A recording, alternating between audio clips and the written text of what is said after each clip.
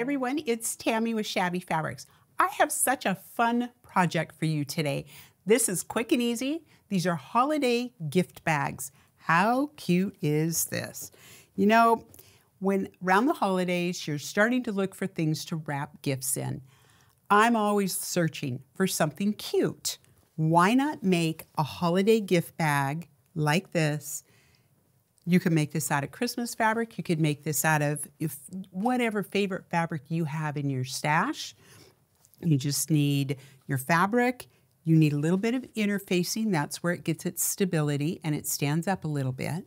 But if you buy a kit from us, your interfacing is included in your kit, which I think is very nice.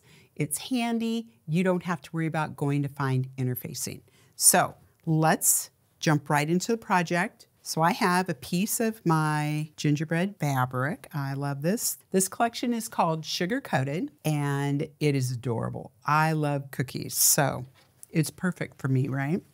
So I have my directional fabric here. I do have a piece of interfacing. This is a Sure Tailor by Pellon, and it is fusible on one side and not fusible on the other. I'm going to show you how I do this. So I'm going to put this on here. I'm going to put my fabric on here. And I'm going to start pressing in the center. I don't want to start on the edges. You see how on the edges the white interfacing is showing? Remember, that's fusible and that will get on your iron. So I'm just going to start in the middle. I'm just going to start pressing this on, and I'm pressing down firmly with this. You can also use steam. I'll see if I can get the steam going on this little Panasonic I have on set with me today. There it goes. There we go. Get some steam going, turn it over. You can steam this from the back. All right, so we want to make sure that fusible is on there good, nice and secure. I don't want any of that coming off. All right, so we're going to set these pieces aside and we are going to make our handles. Let's do our handles next. So this is what we're going to make. Let me show you how I made that with no raw edges. I took my strip of fabric, I folded it in half and pressed that fold in there. And then now I'm just going to fold both sides to the center and press just like this.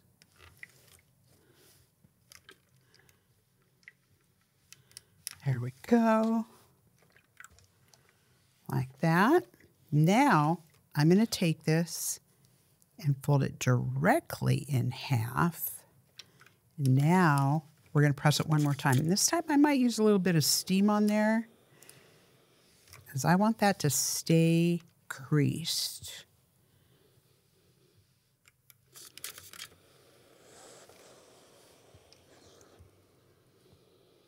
There we go. Now I'm going to take this to the machine and I'm just going to top stitch this about 1/8 of an inch from the edge, but I'm going to do the edge that's open first. That way it locks these two pieces together. So let's go do that.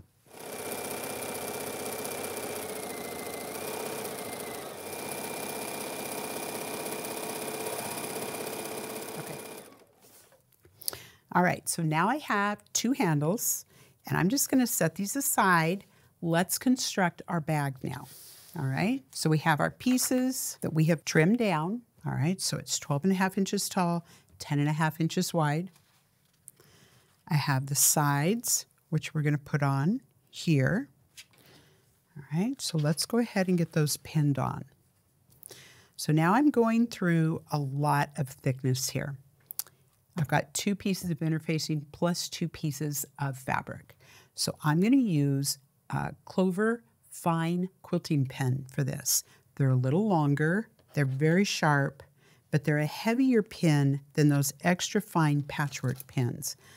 I tend to only use the patchwork pins when I am sewing patchwork.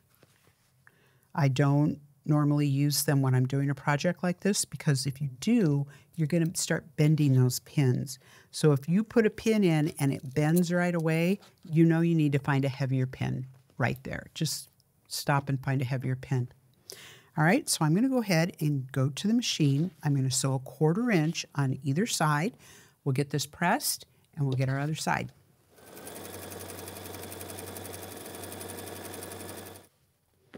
Okay, let's get our pins out. Let's press this. So I want to press this towards the sides. So I have the sides are up. I'm actually going to use my iron to heat up that seam. And now I'm just going to open that and finger press this seam. So I get that nice sharp crease right there. You can use a little bit of steam on that if you need to, just to kind of coax that to where it needs to go. Wool pressing mat also helps me get a nice sharp crease there. Let's do that again. All right. Okay, so let's lay out our bag. I'm going to set my handles aside. I don't want those to go anywhere. So here's my front panel. My little guys are there.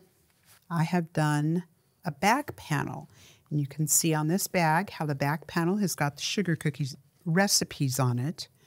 The front is the other side. So I've done that ahead of time, but I did that exactly the same way as I just made this. So I have these two pieces together. Now I have a bag bottom. This is the very bottom of the bag.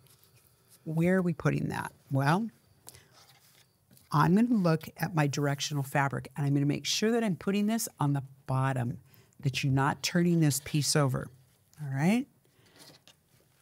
So let's turn it over so I can show you how to pin this. So this piece is only going to fit in here, right here. And I want you to see how I have a 1/4 of an inch here and here. The bag bottom extends a 1/4 of an inch into the sides. So another way to line this up is to pick it up, and I can line up my seam allowance with the edge of the bag bottom. And I know that it's a 1/4 of an inch away, and that pin went right in there. Let's do it again on the other side. So you have your seam allowance right here, and your bag bottom is right here. You see how that matches? I know I'm perfectly at a 1/4 of an inch, right where I want that. I'm going to also put one pin in the center of this. All right, so this goes on like that, right? So now this one is going to go on the other side, right? So let's go ahead and pin that. Now I looked at this and I was turning it around and around, trying to decide which side was right side up. I don't think there is a right side and a wrong side to this fabric. I don't think this is directional. So you can turn this any way you want, like this. So from this side, you can see the seam allowance is here, and I am matching my bag bottom to my seam allowance, just like that. But I am going to turn this over. The reason I'm going to turn this over and pin it from this side as well, because this seam does not go all the way across to the end. So you're definitely going to want to stitch this with the bag bottom facing up towards you, not down. That way you know where to stop and start. All right, so as I'm doing this, I'm going to also remind you, I'm going to take a back tack here at the beginning and at the end. I'm going to be boxing these corners later, and I want to make sure that that seam does not start popping apart. So I'm definitely going to back tack here and here. All right, so I'm going to sew this on, and I'll see you back here in a minute. Okay, I'm going to take these pins out. All right, so now how am I going to press this? Well, let's take a look. I can already tell this wants to go towards the bag bottom. Especially, I tuck this seam just a little bit right there. I think it's going to be okay. I'm definitely going to do that. I'm going towards the bag bottom like this.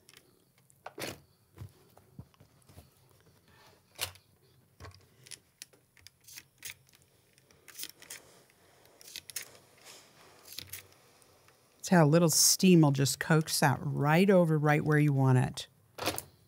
And turn this over. That's beautiful. That looks great. Okay. What's next? Well, let's put our handles on. All right, so I'm going to pull my handles over that I made a couple minutes ago.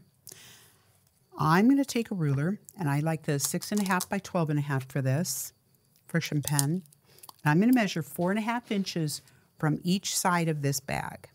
Okay, and I'm going to do this 4 times. And I'm just going to make a little mark with a friction pen. This, measure 4.5 right here. Turn it over and do exactly the same thing.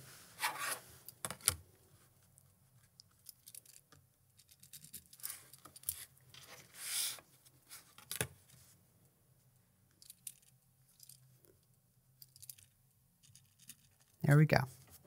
All right. So the next thing I'm going to do is I'm going to take my handles and I'm going to make sure you don't take a twist in your handles. Yeah, I've done that. I'll admit right now I have done that, and you get all done with the bag and you turn it right side out and you're like, oh, that's kind of an odd handle. It's got a twist in it. Oh, well, then the seam ripper is coming out.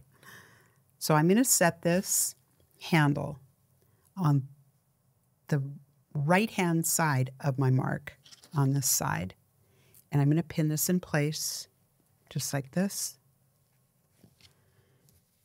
Make sure your handle's not twisted. Around.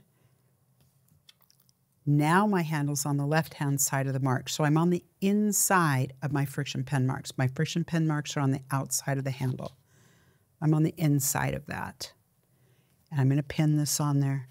And we'll do it again on the other side. Exact same place.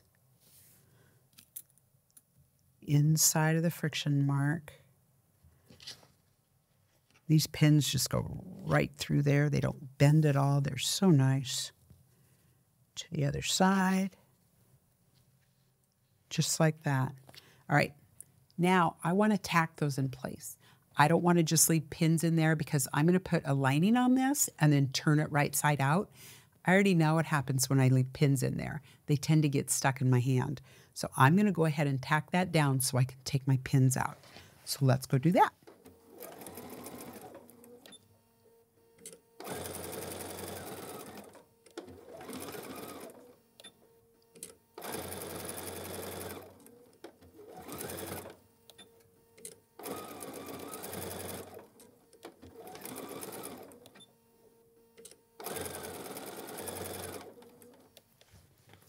All right, so you notice that I did do a back tack on those. I wanted to back tack those handles in place. I don't think there's going to be a lot of stress on them. I just don't think there's going to be a lot of stress, but I still wanted to back tack them just to hang on to them well. All right, so let's take our pins out. I'm going to turn this over. The next thing I'm going to do is I'm going to mark a 5-inch opening in this, because I'm going to sew all the way around it on my lining. But I already know if I don't mark this, I'm going to sew the whole thing. And then I'm going to have to get the seam ripper because I just do not remember. Stop. Do not do that. So I make a large mark on this, about 5 inches. I'm going to put a good mark there. So when I see that, I know to stop. So I'm going to start here and stop there. All right, so let's get our lining out. All right, here's our lining. And our lining is intentionally cut bigger so that you have plenty of lining all the way around. So you notice it's right side up. My bag is going down, right side down. So I'm going to make sure my handles are folded to the inside like that. And now I have a lot of wiggle room. I'm going to pull this all the way onto the table. There we go. So you can see I have a lot of wiggle room. So what I like to do is I like to pull this up like this. So that I have this really nice chunk of fabric down here to add to my stash. I'll make something else with that. All right. So now I'm going to start pinning all the way around. Again, my favorite pins, yep, you guessed it, those fine quilting pins are coming back into play here. And we're just going to go all the way around. Okay, so I've got this all pinned on, So I'm going to take this to the machine. I'm going to start right here. I'm going to do a back tack, 1/4 of an inch around, all the way around this whole thing, back tack here, all right? Then I'm going to trim my sides up and my top and bottom. And when I come back, we will get to turn it through. All right, so I'm back. I've got it all sewn. I chose not to cut this with a rotary cutter. I did cut this all with a rotary cutter. This is where my Carrie K. Buckley scissors come into play. I just do not like cutting into something like this with a rotary cutter. I'm just afraid that that rotary cutter is just going to go a little too far, and then I have to start over. So I'd rather not do that. So I'm definitely going to use a nice pair of scissors just to trim this out. Absolutely perfect. All right. The next thing I'm going to do is I'm just going to trim my corners off. You see how I'm just cutting these outside corners at an angle. I only got part of that one. There we go. I'm not cutting my stitching. I'm being very careful not to cut the stitching, but I am trimming that corner off. You can see that here. And this one. Here's my opening. I did start and stop like I wanted to. Okay, the last thing we're going to do before we trim this is I'm going to turn this over, and I'm going to take these scissors and I'm going to clip into this corner right here up to the stitching. So I want you to see me do that. Well, these are sharp, sharp scissors. That's cutting through a lot. So you can see I cut this little V right here. That's going to help this all lay flat when we turn this right side out. Okay? All right, so let's turn it right side out.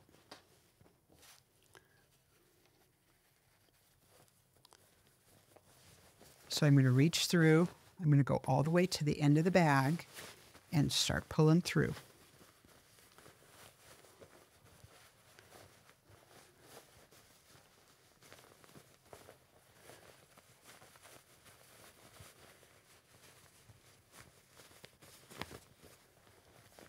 Yay, my handles are free. I didn't sew those in. That's always a good day, right? When your handles come out right. Yes. I give myself a good thumbs up for that. Good job. I'm not a huge bag maker. I don't do this a lot. So, all right, I had an opening here somewhere. I've lost it. There it is. All right, so I'm going to take my clover point turner, go in, and I'm going to use the point to now get this point nice and sharp. I'm just putting this point up in there. I don't want to be messing with that too much. I don't want to poke it all the way through. There it is. Okay, so now I've got this turned all around. You can see these are laying flatter. What I'm going to do now is I'm going to find an iron, and I'm going to press this out. So now I'm just going to press all around my edges. I'm going to roll this fabric and roll this edge so it's nice and flat, and use my iron just like that. So I'm going to iron this whole thing, and we'll top stitch it when I'm done. I'll show you when I end up over here. I'll show you how I do my end, and then we'll top stitch it and box our corners, and we'll have a cute gift bag. Okay, so here I am all the way around. The top of the bag that has the fusible on it is on the bottom. So the first thing I'm going to do is I'm just going to fold this up 1/4 of an inch, and I'm going to press this, all right?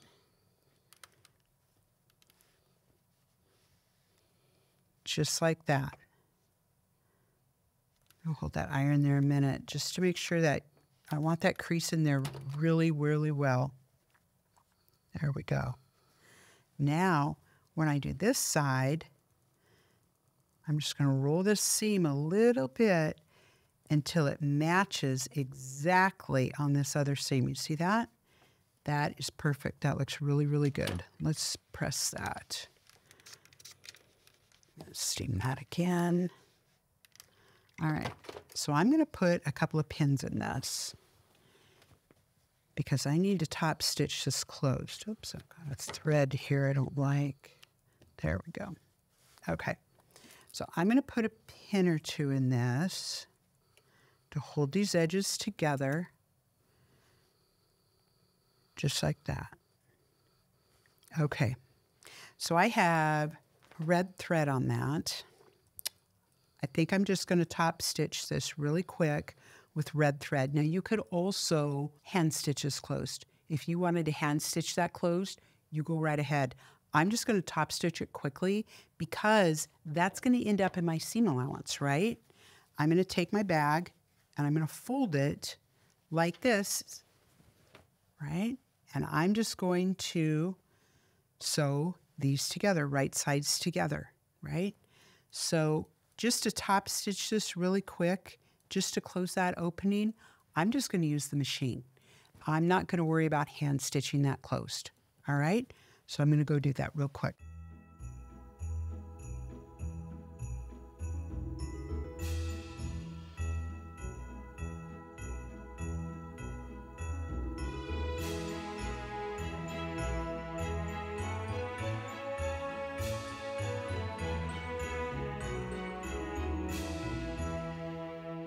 So I just top stitched that closed. Remember I said I was going to use red thread? I decided I didn't need to. I can just use white because again, it's caught in my seam allowance. No one's ever going to see that. All right, so now let's take our bag and fold it right sides together. Just like this. I'm going to match my ends and I'm going to use these pins. Just like this. And pin all the way through it.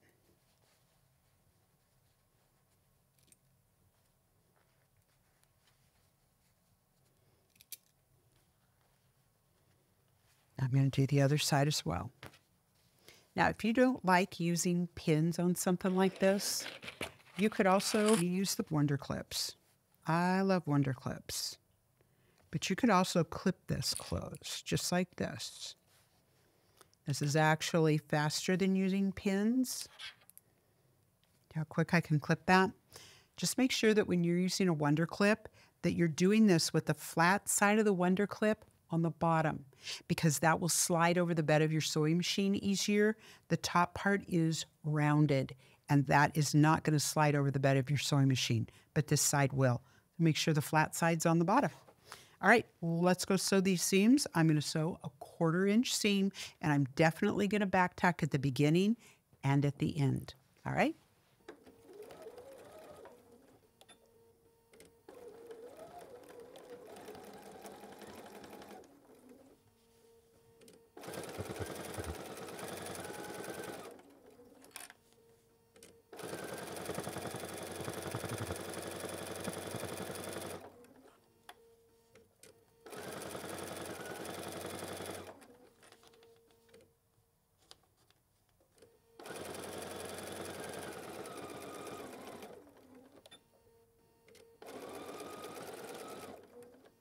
All right, so now the last thing we need to do is we need to box our corners at the end. So I'm going to take that seam that I just sewed. I'm going to take this bag and I'm just going to open this seam up. I'm going to take an iron, and I am going to use an iron on this because I definitely want this seam to stay open at the bottom. Just at the bottom. I don't care about up here. I just want it open right here at the bottoms. That's just going to make it easier to box this corner. So what you're doing is you're folding this bag so that this is a point, this is a point, this is centered, just like that. Let's pin that, just like that. Might want to put a couple pins in that, just for the heck of it. I like that. Okay, let's do the other one. So I took this to the pressing mat. The first thing I did was I opened this up. Just using a fingernails, and then I just press this with my iron. I just want that seam to be open. hooks that open. The tip of this iron is very hot, and that really works well to get that pressed open. All right, once I have that open, you have your opening like this, and I'm just going to fold it right here where this point is. Right here where this point is, just like that. So I'm centering this in the middle. This just roughly, it's not perfect, right? It doesn't have to be. It's just a gift bag. They're going to care about what's inside of the bag, right? So don't get real hung up on this, all right? So I'm just going to box the corner very simply like this with a couple of pins. Right. All right, so I've got my pins in. Now I'm going to start sewing back tack, but I'm going to sew a 1/2 inch seam allowance here because a 1/4 inch is going to be way too tight on this. You've got all your seam allowances are right here. I want to come back on this, so I'm going to sew a 1/2 inch seam allowance now, not a 1/4 inch. All right.